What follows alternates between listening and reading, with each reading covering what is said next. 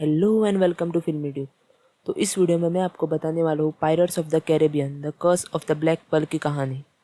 एक दिन एलिजाबेथ नाम की एक लड़की अपने पिता गवर्नर वेदरबाय स्वॉन, लेफ्टिनेंट जेम्स नॉरिंगटन और जोशमे गिब्स के साथ HMS डंटलर जहाज़ में सवार होकर जमैका के पोर्ट रॉयल की ओर जाते वक्त उन्हें एक बहुत ही बुरे तरीके से टूटी हुई एक जहाज़ दिखाई देती है और इसी जहाज़ से वो एक लड़के को बचा लेते हैं।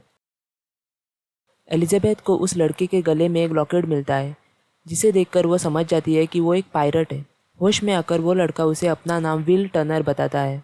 विल को लेफ्टिनेंट नॉरिंगटन और अपने पिता से बचाने के लिए वो लॉकेट अपने पास ही रख लेती है, क्योंकि अगर उन्हें पता चल गया कि वो एक पायरट है तो वो उसे सीधा फांसी पर चढ़ा देंगे। अब इस हादसे को 8 साल बीत गए हैं। एलिजाबेथ अब बड़ी हो गई है, विल भी बड़ा हो गया है और वह बेहतरीन तलवार बनाना और चलाना भी सीख गया है और लेफ्टिनेंट नॉरिंगटन का प्रमोशन होकर वो अब कमांडर बन गए हैं। और आज पोर्ट रॉयल में नॉरिंगटन के इसी प्रमोशन का जश्न हो रहा है। इसी दिन गवर्नर स्वॉन अपनी बेटी एलिजाबेथ के लिए एक ड्रेस लाते हैं और नॉरिंगटन के साथ उसकी शादी करने की अपनी इच्छा को व्यक्त करते हैं। इसी जश्न के बाद नॉरिंगटन और एलिजाबेथ एक दूसरे के साथ बात करते वक्त एलिजाबेथ को अपने टाइट ड्रेस की वजह से सांस लेने में तकलीफ होने के कारण वो बेहोश होकर उस फोर्ट से सीधे नीचे समंदर में गिर जाती है। उसने पहना वो पायरट्स का रॉकेट समुंदर के पानी को छूते ही उससे एक पल्स जनरेट होता है, जिससे वहाँ के हवाओं की गति एकदम से बढ़ जाती है। कैप्टन जैक स्पैरो, जो पोर्ट रॉयल एक जहाज़ चुराने आए थे, वो एलिजाबेथ को डूबने से बचा लेते हैं। कमांडर नॉरिंगटन जैक के हाथ पर उसे ईस्ट इंडिया कंपनी ने दिया हुआ पी यानी पायरट्स का सिंबल देखकर और स्पैरो का टैटू देखकर जान जाते हैं कि वो एक मशहूर पायरट जैक स्पैरो है और एक पायरट होने के जुर्म में कमांडर उसे बंदी बना लेते हैं। पर वो उनसे बच निकलता है और उनके बीच चूहा बिल्ली का खेल शुरू होता है। जैक उनसे छुपने के लिए विल के तलवार बनाने के वर्कशॉप में छुप जाता है। वहाँ जैक और विल का झगड़ा होता है जिसमें विल जैक को हरा देता है और वहाँ पोर्ट रॉयल के सिपाही आकर जैक को बंदी बनाकर जेल में बंद कर देते हैं। रॉकेट से निकली हुई पल्स की वजह से उसी दिन रात को कैप्टन बारबोसा ब्लैक पर्ल जहाज़ की मदद से पोर्ट रॉयल पर हमला बोल देता है। उस जहाज़ के सभी पायरट्स पोर्ट रॉयल पर उस लॉकेट को लाने के लिए टूट पड़ते हैं। वो एलिजाबेथ से लॉकेट लेने की कोशिश में उसे मारने ही वाले होते हैं। तभी वो उनसे कहती है कि पायरट्स के कानून के हिसाब से अगर वो कैप्टन से बातचीत करने की मांग करती है तो वो बातचीत ख़त्म होने तक उसे कोई नुकसान नहीं पहुंचा सकता। वो सभी लुटेरे उसे ब्लैक पर्ल जहाज़ पर कैप्टन बारबोसा के पास ले जाते हैं। वो गवर्नर की बेटी है, ये बात बारबोसा से छुपाने के लिए वो अपना नाम एलिजाबेथ टर्नर बताती है। पर बारबोसा उसे बूटस्ट्रैप टर्नर की बेटी समझकर उसे बंदी बनाकर अपने साथ ले जाता है। एलिजाबेथ को बारबोसा से पता चलता है कि वो लॉकेट उन 882 लॉकेट्स में से एक है जिसे बारबोसा और उसके साथियों ने मौत के टापू से हनन कॉटेस के खजाने से चुराया था। ये खजाना कॉटेस को एक्टेस के लोगों का सरेआम कत्ल करने से रोकने के लिए दिया गया था, पर उसकी भूख मिटाना नामुमकिन था और उसकी इसी हरकत की वजह से ऊपर वाले ने उसके खजाने पर एक भयानक श्राप डाल दिया कि अगर कोई भी इंसान उस बक्से से एक भी लॉकेट उठा ले तो वो दुनिया के अंत तक अधमरे हालत में अमर हो जाएगा, पर वो कुछ खा नहीं सकेगा, पी नहीं सकेगा और कुछ महसूस भी नहीं कर सकेगा। और इस श्राप से मुक्त होने के लिए उन्हें वो सभी लॉकेट वापस उसी बक्से में उनके खून के साथ रखने होंगे जिन्होंने उसे उस बक्से से निकाला था। तो वो लॉकेट विलियम के पास कैसे आया और ये बूटस्ट्रैप कौन है और अब वो कहाँ है? दरअसल हुआ ये था कि जब जैक स्पैरो ब्लैक पर्ल का कैप्टन था तब बारबोसा ने जहाज़ के सभी लुटेरों को उसके खिलाफ भड़काकर ब्लैक पर्ल जहाज़ अपने नाम कर लिया था। तभी विल के पिता यानी बूटस्ट्रैप भी वहाँ मौजूद थे। उस जहाज़ पर वो अकेले इसके खिलाफ थे और जब वो सब कॉटेस का खजाना लूटकर श्रापित हो गए तब बूटस्ट्रैप को जैक के प्रति अपनी निष्ठा और वफादारी दिखाने का एक मौका मिला और इसीलिए उसने अपना लॉकेट अपने बेटे को देकर उसे खुद से दूर कर दिया। और जब ये बात बारबोसा को पता चली तब उसने गुस्से में आकर बूटस्ट्रैप को एक तोप से बांधकर समंदर की गहराइयों में हमेशा के लिए छोड़ दिया। वहाँ पोर्ट रॉयल पर अपने प्यार को बचाने के लिए विल जैक को जेल से आज़ाद करने के बदले उसे एलिजाबेथ के पास ले जाने की मांग करता है।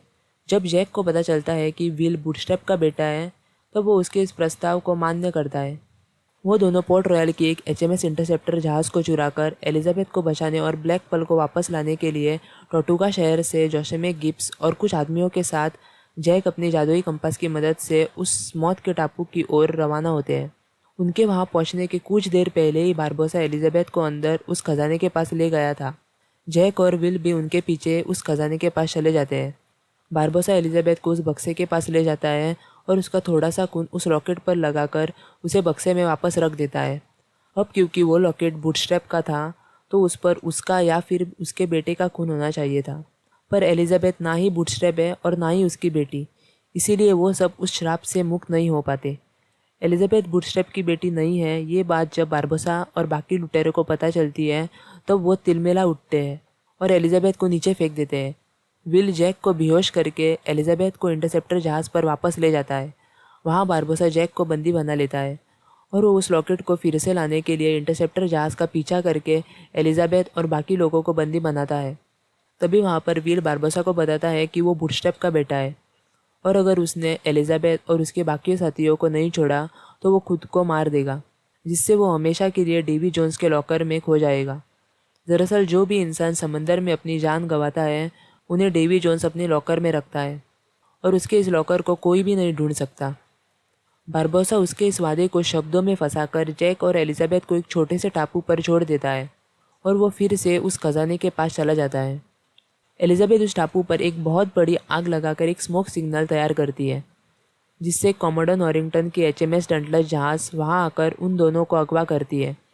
जब कॉमोडर विल को बचाने से मना करता है तब एलिजाबेथ उससे शादी करने के बदले विल को बचाने की मांग करती है। नॉरिंगटन इस प्रस्ताव को मान्य करके जैक की मदद से उस खजाने की ओर निकल पड़ता है। श्राप से मुक्त होने के लिए जब बारबोसा विल की बलि चढ़ाने ही वाला होता है तभी वहाँ पर जैक आकर उसे समझाता है कि अगर उसने विल को अभी मारा तो उसका ही नुकसान होगा, क्योंकि उस गुफा के बाहर HMS डंटलस जहाज़ उनका बेसब्री से इंतज़ार कर रही है।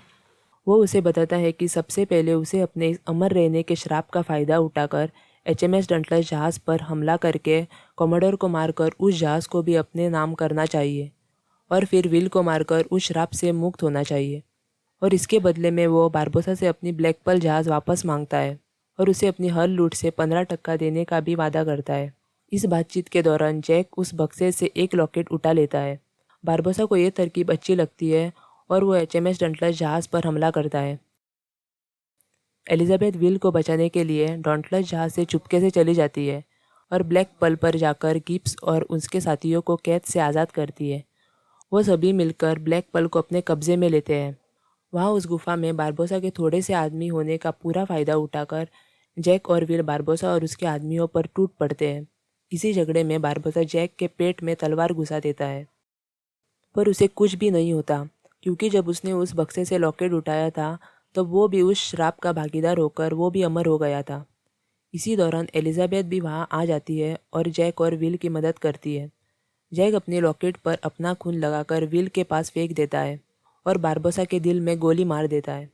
बारबोसा को लगता है कि जैक ने अपनी गोली ज़ाया कर दी, पर तभी विल अपने लॉकेट पर अपना खून लगाकर वो दोनों लॉकेट उस बक्से में वापस रख देता है, जिससे वो सभी श्राप मुक्त हो जाते हैं और दिल में गोली लगने की वजह से बारबोसा मर जाता है। जब बाकी लुटेरों को पता चलता है कि वो अब श्राप मुक्त हो गए हैं तब वो अपने हथियार नीचे फेंक कर आत्मसमर्पण करते हैं।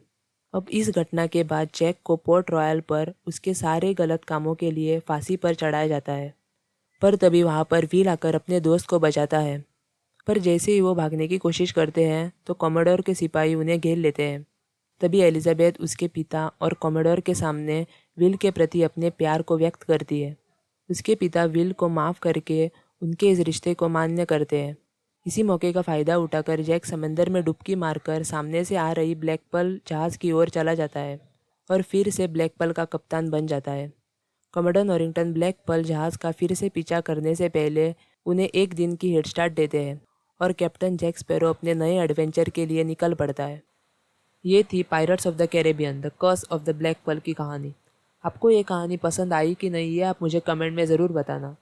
और ऐसे ही मूवीज़ की कहानी हिंदी में जानने के लिए हमारे चैनल को सब्सक्राइब ज़रूर करना।